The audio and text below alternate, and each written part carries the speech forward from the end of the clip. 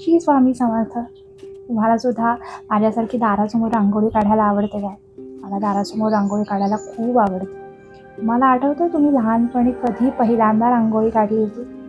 मला स्पष्ट आठवतं मी लहानपणी कधी रांगोळी काढली होती. खरं तर रांगोळी काढल्यानंतर मी घरातल्या सगळ्यांना दाराची रांगोळी बघायला बोलवून घ्यायचं. आजीसुद्धा बिचारी काठी टेकवत टेकवत माझी रांगोळी पाहायला यायची आणि माझे खूप कौतुक करायचे. तुम्हाला आठवतं तुम्ही कधी लहानपणी रांगोळी काढली होती तर? खरं तर दिवाळीला आम्ही तासनतास दारासमोर रांगोळी काढत असायचो. खूप मजा यायची. रांगोळीच्या बाबतीची माझी मजा म्हणजे आपण आत्ता ते टॅग करतो. समजा एखादी गोष्ट मी केली असेल तर त्याला टॅग करतो, बरोबर?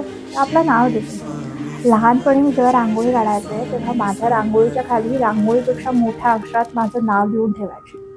कारण सगळ्यांना कळलं पाहिजे ना की रांगोळी मी काढली आहे. अशा खूप गमती जमती आहेत रांगोळीच्या बाबतीतल्या. तुमच्या काय गमती जमती आहेत रांगोळीच्या बाबतीतल्या? मला कमेंट करून नक्की सांगा. मी काढलेली स्वामींची रांगोळी तुम्हाला कशी वाटते हे सुद्धा कमेंट करून मला नक्की सांगा. थँक्यू. तूच सर्व ठाई, कशा पायी सांगू तुला, कशा पायी सांगू तुला, ठावे सर्व काही, आधी तूच अंती तूच, तूच सर्व ठाई.